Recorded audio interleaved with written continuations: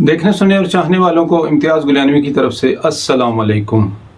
आप देख रहे हैं अपना पसंदीदा चैनल यूके स्टार टीवी। साहिबो, रमज़ान अपने आखिरी दिनों में है। अल्लाह ताला हमें इसकी फ़ैज़ व बरक़ात समेटने की तौफ़ीक़ अता फ़रमाए, हमारी इबादत कबूल फ़रमाए। इस रमज़ान में मुझे एक बड़ा पुराना लतीफ़ा याद आ गया, शायद आपने भी सुना हो, कि कहते हैं कि एक आदमी जापान में होता था, तो वहाँ जब रमज़ान का महीना शुरू हुआ तो अपने जापानी दोस्त से कहने लगा जी कि अब हमारा रमज़ान का महीना शुरू हो गया है, तो रमज़ान के महीने में हम बहुत ज़्यादा एहतियात करते हैं। तो उस जापानी ने पूछा, ज़रा तफसील से बताओ कि रमज़ान में क्या क्या होता है। उसने कहा जी हम फ़लाँ वक्त से फ़लाँ वक्त तक कोई चीज़ खाते पीते नहीं हैं।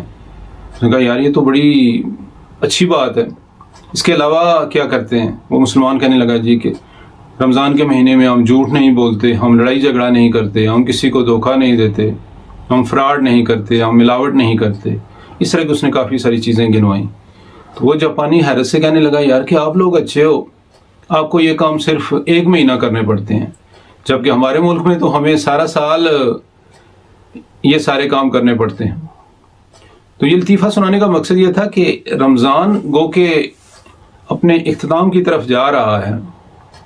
इंशाअल्लाह कल या परसों ईद हो जाएगी, लेकिन इसके साथ साथ आप ये बात भी याद रखें कि मसाजिद रमज़ान के बाद भी खुली रहेंगी, और जो नमाज आप पे फ़र्ज़ है ना, वो रमज़ान के बाद भी आप पे फ़र्ज़ रहेगी। अगर आप अपने आप को सच्चा मुसलमान समझते हैं तो जो नेक अमाल आप रमज़ान में करते रहे हैं वो रमज़ान के बाद भी जारी रखिएगा। अल्लाह ताला मुझे और आपको रमज़ान के अंदर भी और रमज़ान के बाद भी नेक अमाल करने की तौफ़ीक़ अता फ़रमाए और अपने हिफ्ज़ व अमान में रखे, और अपनी रहमतों और फजीलतों का साया हमेशा हमारे सरों पे कायम रखे।